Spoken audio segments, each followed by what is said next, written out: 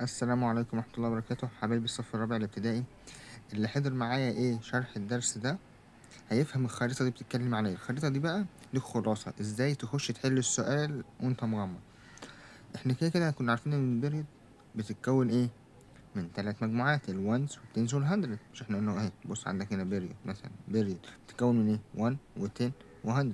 مش احنا قلنا 1 10 و100. مش احنا قلنا كل بيريد بيتكون من 3 مجموعات. طيب كل 3 مجموعات ليها اسم. يعني اول حاجه بنبدا بالونز، بعد كده بالثاوزند، بعد كده بالمليون، بعد كده بالبليون، وممكن بقى تزيد وهكذا. بس احنا نمسك دول دلوقتي. طيب دلوقتي عشان انا عايز اخش احل السؤال واخلص، احنا قلنا اول حاجه هنرسم الجدول ده ونرقمه.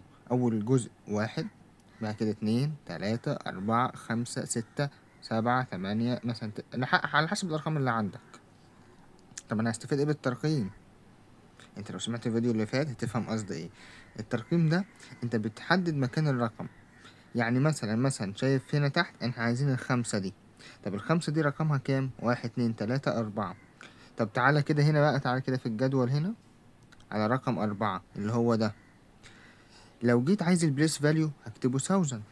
طب لو عايز الفاليو هيبقى ال1000. بس انا هشيل ال1 واحط القيمة اللي تحت، هتبقى 5000. طب مثلا انا عايز ال2 دي. ال2 دي رقمها كام؟ تعالى نعد مع بعض. 1 2 3 4 5 6 7 8. رقم طب تعالى نشوف هنا في الجدول هنا ال8 اهي. طب دي كام؟ 10 مليون. يبقى البليس فاليو 10 مليون. وهنا الفاليو كام؟ هتبقى 10 مليون. هنشيل بس ال1 وهنحط مكانها ال2. فهمت؟ يبقى احنا بنشيل بس القيمة بنحطها مكان ال1. وكده كده معانا البليس فاليو. شفت الموضوع سهل ازاي والخريطة سهلة ازاي؟